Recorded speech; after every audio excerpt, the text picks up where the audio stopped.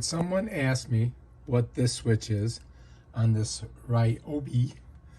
You got 1 and you've got 2, right? So I'm going to show you.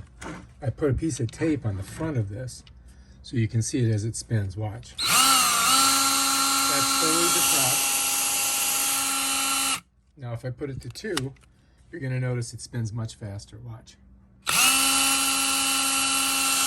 Fully depressed. So 2 faster revolutions here, 1 slower revolutions. That's it. That's all that does.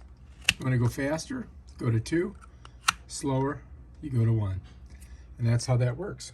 Here's 1. And now watch the white tape as it goes around. You've got the trigger fully depressed. And you can actually see the tape. Now let's go up top. Let's put it to 2. Now let's watch. Now watch the tape this time.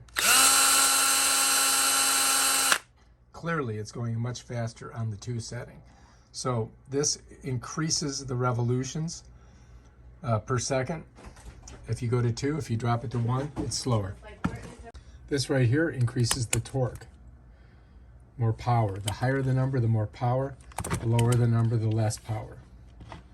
All right, if you like this video, subscribe to my channel and check out my other awesome videos on how to use your Ryobi drill.